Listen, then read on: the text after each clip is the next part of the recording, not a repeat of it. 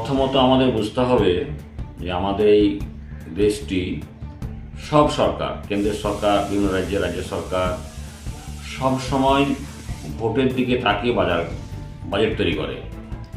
দ্বিতীয়ত বুঝতে হবে যে আমাদের এই রাষ্ট্র ব্যবস্থাটার মধ্যে যারা যারা সরকার গঠন করে যখন তাদের প্রত্যেকেই সবসময় সমাজের উচ্চবিত্তের মানুষদের দিকে তাকিয়ে বাজেট তৈরি করে এবং সেই সাথে সাথে যারা দেশের আসল প্রজা, অধিকাংশ মানুষ, সাধারণ মানুষ, গরিব মানুষ, খেটে খাওয়া মানুষ, ধর্মীয় পরিচয় বলতে গেলে মুসলিম, আদিবাসী, দলিত, schedule caste, schedule tribe, OBC, এদের দিকে ঠিক ততটুকুই উন্নয়ন করে যতটুকু না করলে তারা বিদ্রোহ করে একটা সরকারের বিরুদ্ধে যুদ্ধ ঘোষণা করবে। সেই আলোকে আমরা দেখতে পাই যে কিছুদিন আগে যে কেন্দ্রীয় সরকার বাজেট তৈরি করলো এবং তারপরে পরই আমাদের রাজ্যের তৃণমূল সরকার যে বাজেট তৈরি করলো, সেই বাজেটে কোথাও জনমুখী বাজেট নেই। সাধারণ মানুষের উন্নয়নের জন্য যে বাজেট, সে বাজেটটা নেই। তৃতীয় আরেকটা জিনিস বুঝতে হবে যে আমাদের দেশে একটা কথা চালু আছে যে সংখ্যালঘু বাজেট। এই সংখ্যালঘু বাজেটটা নিয়েও একটা চরম ধোঁয়াশা কাজ করে এবং এই সংখ্যালঘু বাজেট এই কথাটার মধ্য দিয়ে সংখ্যালঘু মানুষদের চরম রকমের বঞ্চনা করে।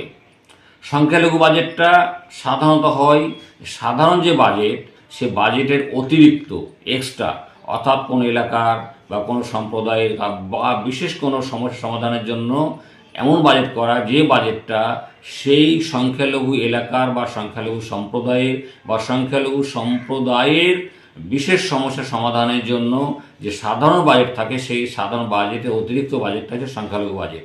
কিন্তু সেইটা করে না, সাধারণ বাজেটটাকে ওখান থেকে তুলে নেয় আর সেখানে সংখ্যালঘু বাজেটটা ঢুকিয়ে দেয়, গিয়ে দেখা যায় যে প্লাস মাইনাস করে বাজেটটা কমেই যায়।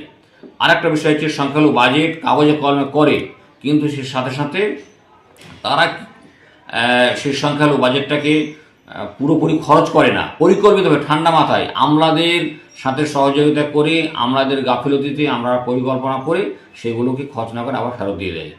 এই ধারাবাহিকতা চলছে আমাদের দেশে একদম প্রথম থেকেই।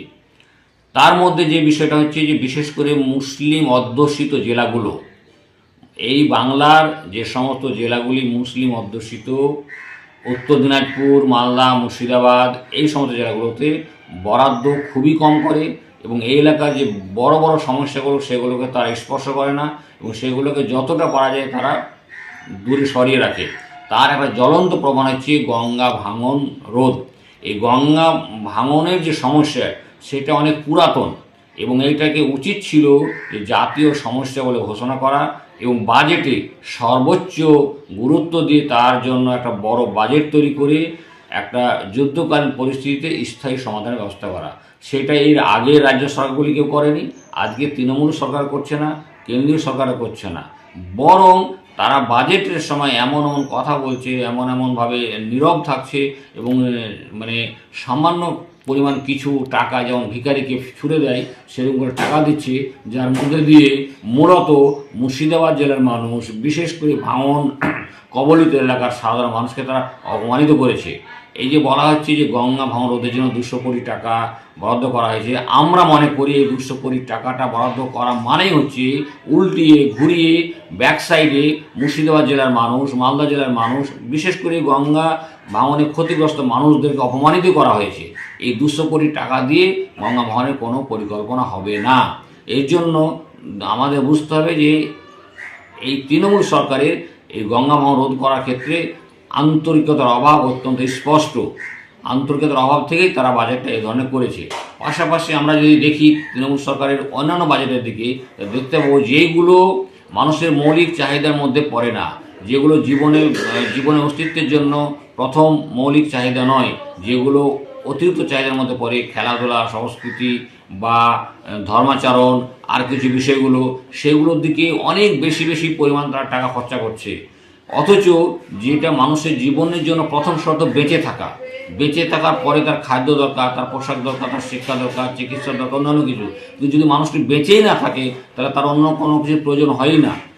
সেখান থেকে তার সমস্ত প্রয়োজনটা বন্ধ হয়ে যায়। সে বেঁচে থাকার অস্তিত্বের সাথে লড়াই করছে এই গঙ্গা ভাঙন কবলিত এলাকার মানুষজন, অথচ তাদেরকে বেঁচে থাকার জন্য একটা কোনো গুরুত্ব দিয়ে বাজেটে সেই পরিমাণ বরাদ্দ করা হয়নি। ফলে আমরা মনে করি যে এখনও সময় আছে যে মালদা মুর্শিদাবাদ জেলার মানুষ ঐক্যবদ্ধভাবে সমস্ত রাজনৈতিক দলের সাধারণ নেতা কর্মীরা ঐক্যবদ্ধভাবে এই গঙ্গা ভাঙন রোধের জন্য রাজ্য সরকারের বিরুদ্ধে এবং কেন্দ্রীয় সরকারের বিরুদ্ধে একটা লাগাতার গণ আন্দোলন গড়ে তোলা, যার মধ্য দিয়ে কেন্দ্রীয় সরকার রাজ্য সরকার বাধ্য হবে যে এই গঙ্গা ভাঙন রোধটাকে গুরুত্ব দিয়ে যথাযথ পরিমাণে গুরুত্ব দিয়ে তার সমাধান করা। এবং সেই সমাধানের ক্ষেত্রে বুঝতে হবে যে ভাবে বা যে পদ্ধতির মধ্য দিয়ে এতদিন ধরে গঙ্গা ভাঙন রোধের চেষ্টা করা হয়েছে সেই সমস্ত প্রেসক্রিপশন ভুল প্রমাণিত হয়েছে।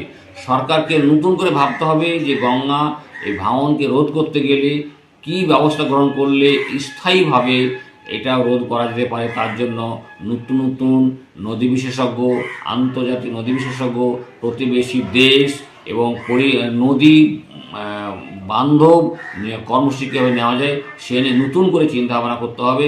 এবং সেই ক্ষেত্রে প্রসঙ্গক্রমে এই প্রশ্নটাও চলে আসবে যে ফরাক্কা ব্যারেজ যে তৈরি করা হয়েছিল, ফরাক্কা বাঁধ তৈরি করা হয়েছিল, সেটার প্রাসঙ্গিকতা ভাবার মতো কোনো জায়গা আছে কিনা সে বিষয়গুলো ভাবতে হবে।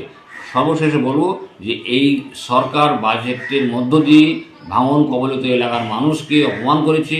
সেই অপমানের বিরুদ্ধে নদিয়া, মুর্শিদাবাদ এবং মালদা জেলার মানুষ এই অপমানের বিরুদ্ধে গর্জে উঠুক, তারা ঐক্যবদ্ধভাবে লড়াই করুক। আমরা সেটাই চাই, সেই আবেদন করছি সাধারণ মানুষের কাছে।